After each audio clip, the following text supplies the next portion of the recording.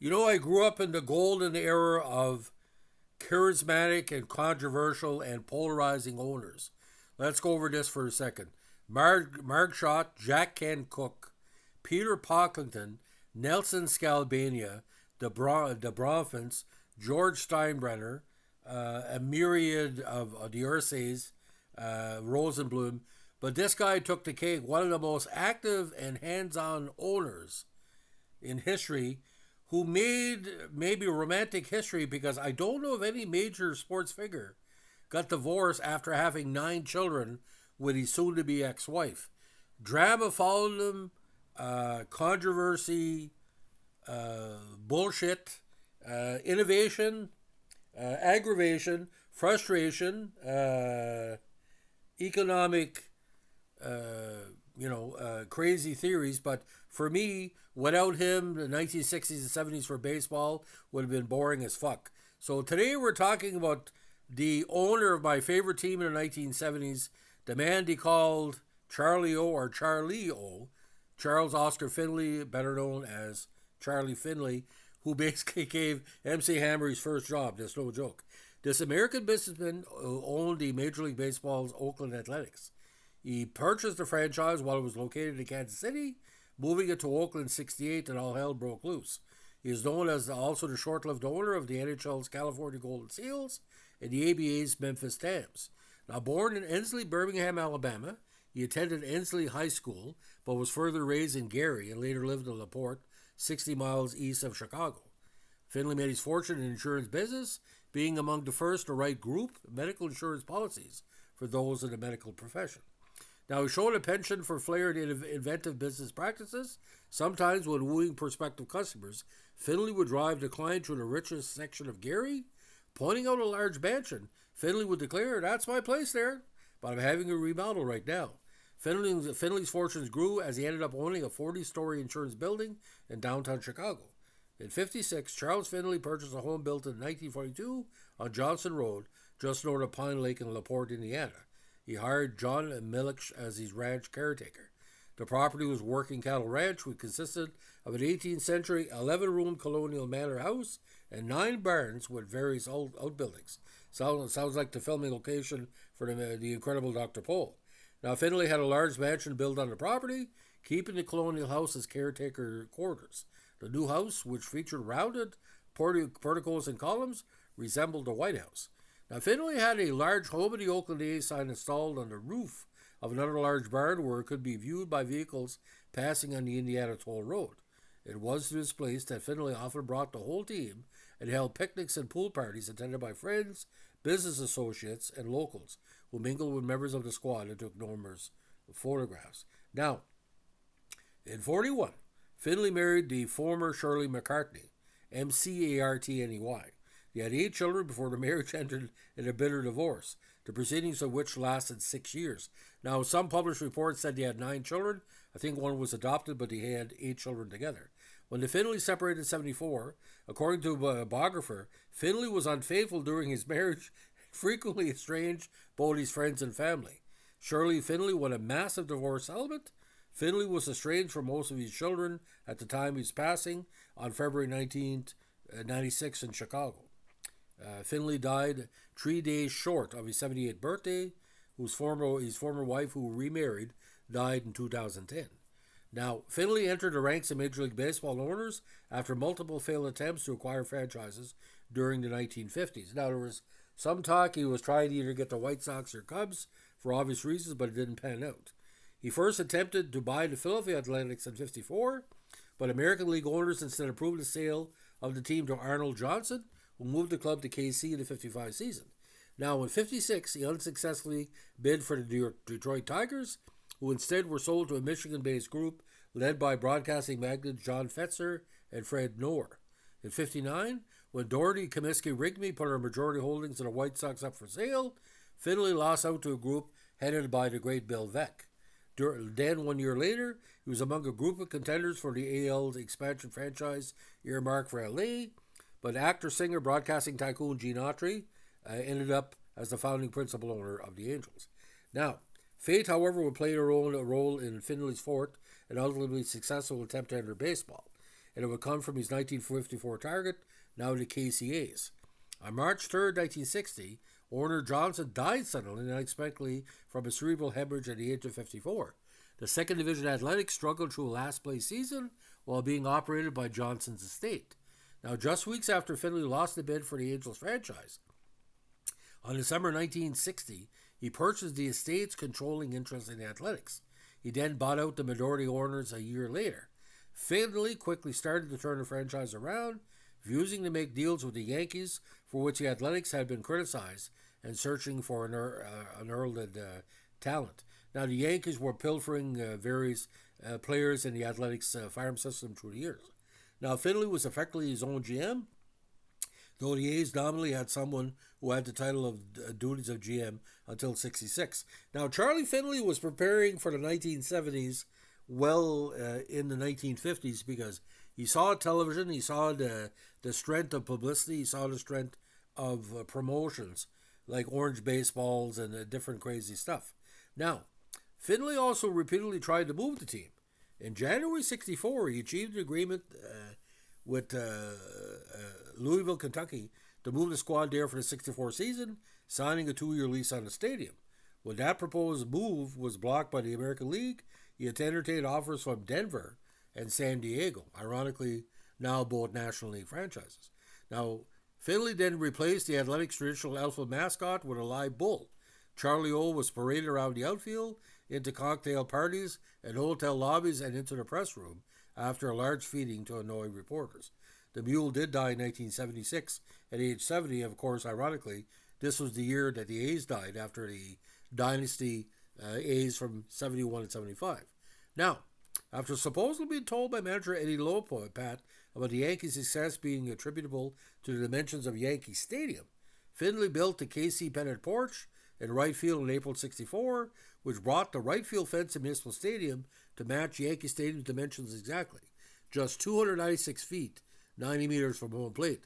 Ironically, that was the close to the dimensions of my hometown ballpark in Belledune, New Brunswick, sort of unofficially called the North Shore Green Monster. However, a rule passed in '58 held that no new or renovated Major League fence could be closer than 325, so league officials forced Finley to move the fences back after 2 preseason contests. Now, the A's owner then ordered a white line to be painted on the field at the original pennant porch distance and told the PA announcer to announce that it would have been a home run in Yankee Stadium whenever a fly ball was hit past that line but short of the fence. The practice was quickly abandoned after it turned out the announcer was calling more would-be home runs for the opposition than the A's. Now, in '63, Finley changed the team's colors to Kelly Green, Fort Knox Gold, and Wedding Gown White.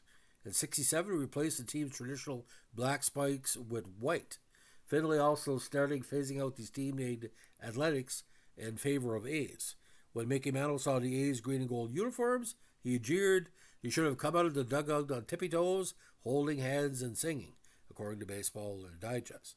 Now, when the Beatles made their August-September '64 concert tour to the States, Finley determined to bring Kansas City to perform at Municipal Stadium.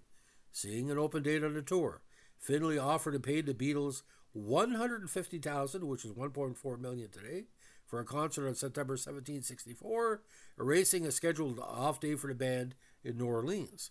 The tickets read, "Charles O. Finley is pleased to present, for the enjoyment of the Beatles fans in mid-America, the Beatles in person," on the front, and showed a photograph of Finley wearing a Beatles wig on the back with the quote, "Today's Beatles fans are tomorrow's baseball fans." John Lennon was quoted later saying he dislikes Finley's attempt to strong-arm the Beatles into playing longer than their standard half-hour concert set. The Beatles' $150,000 fee for the concert was considered a show business record for a one-night stand appearance, or a one-half-hour stand. Finley visited the group's manager Brian Epstein in San Fran on August 1964, where the Beatles were playing the first date of the tour.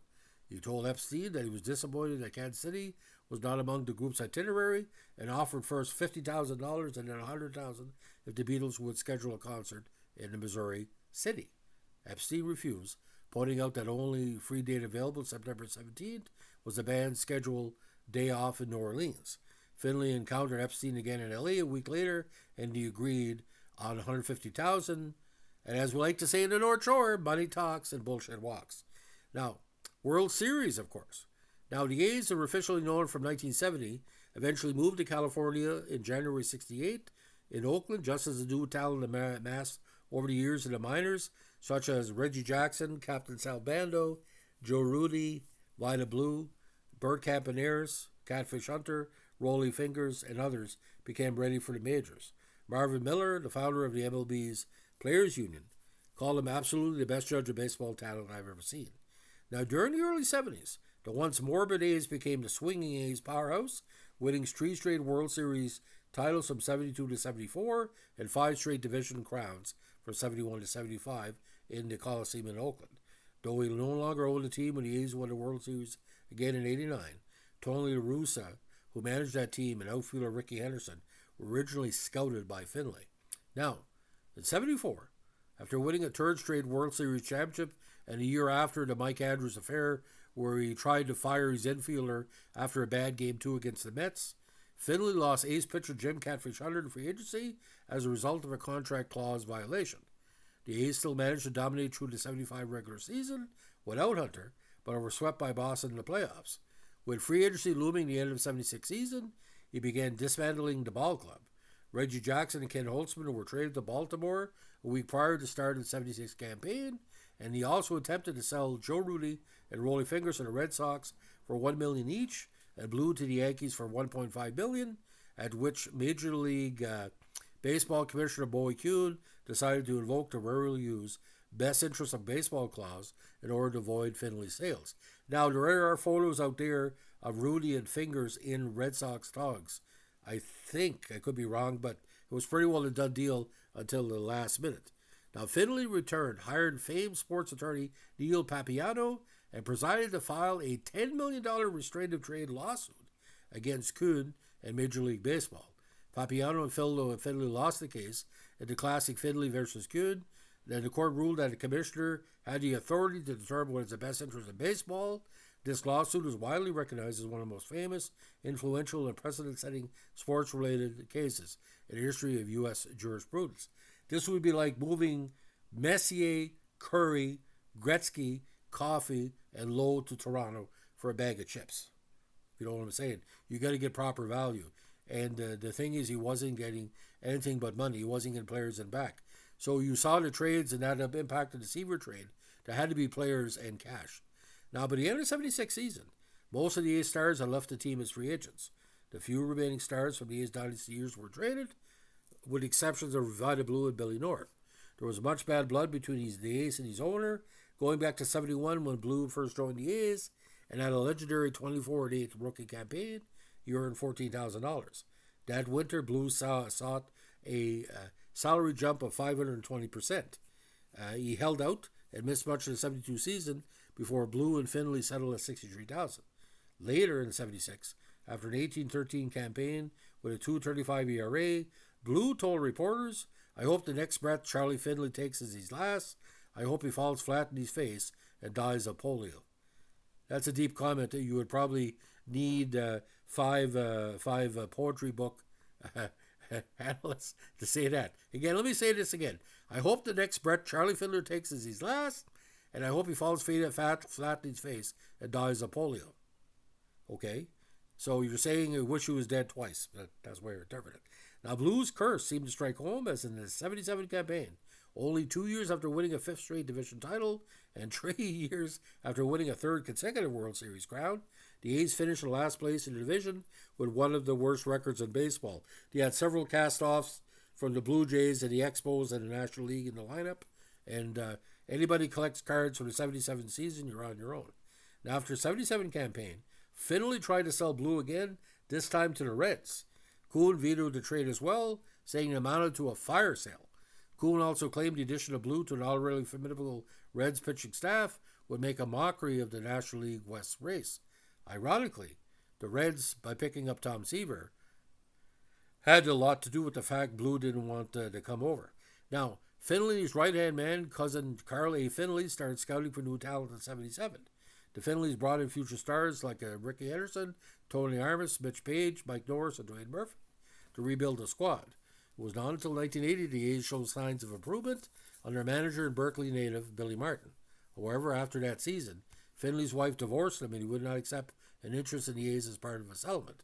With most of the Finley's assets invested in either Charlie O's insurance interests or the A's, the Finleys were forced to sell.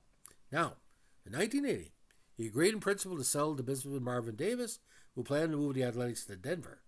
However, just before Finley and Davis were due to sign a contract, the NFL's Oakland Raiders announced they were moving to LA in '82.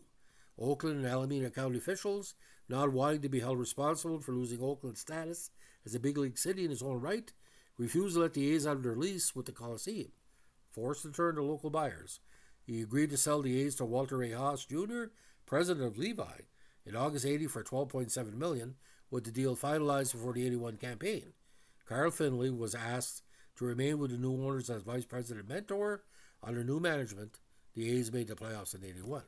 Now, the Finley management was very effective in marketing, we all know that. They changed the team's uniforms to green and gold with white shoes, and they gave some players colorful nicknames, including Catfish for Jim Hunter, and of course Rolly Fingers. Now, the Finley organization, including Ball Girls, one of whom, the future Debbie Fields, went on to found Mrs. Fields' original cookies. And we got to see her cookies before she made cookies, if you know what I'm saying. And advocated night games for a World Series to increase the ability for fans to attend. Finley always was an outspoken advocate of the designated hitter rule, which he advocated until it was adopted by the American League. They were always full of new ideas, including fireworks during games, orange baseballs, which were tried in a few exhibition games, but hitters found it too hard to pick up the spin. The week of August 1875, Finley was on the cover of Time magazine, and his orange baseballs, were featured in the article. His orange baseballs were featured.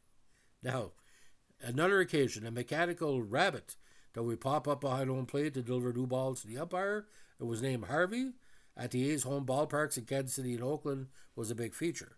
He also hired MC Hammer, known at the time as Stanley Burrell, as executive vice president when he was just a teenager to be his eyes and ears. Now, he also offered players $300 bonuses to grow facial hair and mustaches during the '72 baseball season. For relief pitcher Rolly Fingers, his later handlebar mustache became a trademark of him and the Oakland team for years. Now, despite his reputation as master promoter, he had less success marketing his team. According to baseball writer Rob Nair, a Kansas City native, Finley thought he could sell a baseball team like he sold insurance. Soon after buying the A's, he sent out 600,000 brochures to area residents and only netted 20,000 in sales. While in Oakland, the A's rarely had radio and TV contracts and were practically invisible even in the Bay Area. For the first month of the '78 season, the A's radio flagship was KLX, the 10-watt college radio station at Berkeley. A year later, the A's didn't sign a radio contract until the day before opening day. Largely as a result, the A's never drew well even in their championship years, and were even sued by the city of Oakland and Alameda County in 1979. Now, the A's have recently held promotional days with throwback uniforms from the Finley years and have invited former players and play-by-play announcer Monty Moore to attend. We don't know if that's going to continue when they move to Vegas, of course. Now, he also purchased the Oakland Seals of the NHL in 1970, renamed the team the California Golden Seals. Mimicking the A's, he changed the team colors to green and gold and had the Seals wear white skates instead of traditional black skates, a move deeply unpopular with both players and the fans. And I know on CBC in their color broadcast, even Danny Gallivan said, if you're watching this at home, know their skates are not on fire. Now, in 1970, Finley also purchased the Memphis Pros of the ABA, changing the team's name to the Memphis Tams, the name being an acronym of Tennessee, Arkansas, and Mississippi. As was the case with the A's, he changed the Tams' colors to green and gold. He hired recently retired Kentucky Wildcats basketball coach Adolph Rupp as team president. Finley ran it on a shoestring budget, and after the first season, he sold the teams and returned to baseball. Now, in March '87, this is something in CFL history could be shocking to you. He proposed a new football league. He hoped that it would merge with the CFL and be renamed the North American Football League, or NAFL. The American cities would be made up of those that lost out in the USFL folding, with Finley representing Chicago. The USFL's Arizona Outlaws had already come out in support of playing in the CFL as an American team, as had certain executives with the Memphis Showboats who did play in the CFL. The CFL insisted upon a minimum $20 million per year television contract, even considered the idea, and though Finley was optimistic that such a contract could be secured, networks all rejected the plan. And the CFL commissioner at the time, the very intelligent Douglas Mitchell, explicitly ruled out adding teams for the United States or changing the CFL's format, but by the mid-1990s, you know what happened, they Americanized the CFL. Now, Finley again lived his final years on his farm in Laporte. He died at age 77 on February 1996, 3 days before his 78th birthday. He had suffered from heart disease and admitted 2 weeks earlier to a Western Memorial Hospital in Chicago for treatment. So, ladies and gentlemen, for baseball owners that were iconic and drew interest and did everything to support himself and not the game, Charlie Finley's the king. But you can't deny that he knew talent, but he didn't want to pay for it. He had no indication when all these players came in 70, 71. Reggie Jackson wasn't Reggie Jackson until the 70s. Ken Holtzman wasn't Ken Holtzman until he arrived in Oakland. Sal Bando, Vida Blue, they were the first team of the 1980s. That 71 to 75 team, I fell in love with that team the moment I saw them. They had talent, they had skill, they had dynamite, and you knew they were fighting behind the scenes. I was spoiled like you wouldn't believe. I'm going to tell you why. The 1970s, I took up for the Dallas Cowboys, the Montreal Alouettes, okay, the Montreal Canadiens, and the Oakland A's. Okay, let's put this in perspective, ladies and gentlemen. Dallas Cowboys won the Super Bowl in 71 and 78. The Alouettes won the Grey Cup in 70, 74, and 77. Oakland A's, 72, 73, and 74, won the World Series. Montreal Canadiens won the Stanley Cup in 71, 73, 76, 77, 78, and 79. So you're looking at nearly over a dozen world titles. No wonder I was chubby as a kid. I was celebrating all the time with chips and pop. But Charlie Finley stood out for me because he had ideas. It wasn't just throwing against the wall. He was trying different things. But I still remember, ladies and gentlemen, Charlie Finley in the A's World Series games, who would be in the corner, and all these banners throwing around. And there's a scene where he's throwing up his hands in victory towards the field, and he's turning around, and he's giving a bigger, like he was his biggest fan. But those 5 division titles, not like the A's at all, you'll never see that again. The quality of those 5 teams. You look at even Claudette Washington North and the pitching staff and all that is just tremendous. I really miss Charlie Finley. I'm sorry I never met him, and I would say thank you, Charlie, for the memories. I didn't agree with everything he did, but he's no marchand. One thing about Charlie, wasn't a racist. He didn't want to pay these people, be they black, be they white, be they green, be they MC Hammer. He was a tight-fisted prick, but you need that sometimes. And you look at the movie Slapshot, the owner of the team, or what do you call him there?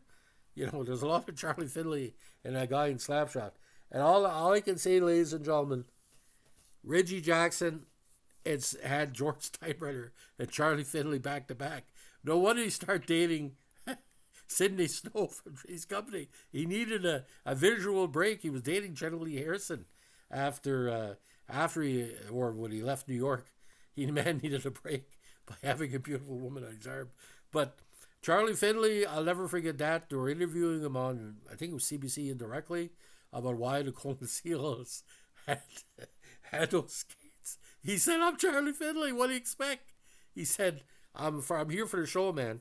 And, oh my God. Ladies and gentlemen, 1973, that game 2, where, they had the big brawl at home plate, the false stag, the extra ratings. Boys, I'm spoiled. Every time the Oakland A's would come on, the Alou brothers as well. It was just like watching a Shakespearean play with baseball players. There was always something going on. That Mike Andrews situation, I've talked about it before. I still don't believe he fired him after one bad game, but that's Charlie Finley. And I think Steinbrenner ripped off a lot of things that Charlie Finley did, because you get a bunch of egotists together, they like to reflect each other. And like Scalabrini and Pocklington and Bruce Bignall I didn't mention a while ago. So Charlie Finley, on a scale of 1 to 10, of the most interesting owners of all time in baseball history, he gets a 14. Because without Charlie Finley, Major League Baseball in the 70s would just be boring, boring, boring. Thanks for listening. If you like what we're doing here, give us a like, comment, and subscribe. And as we like to say to the North Shore, swing for the fences. Have a good one.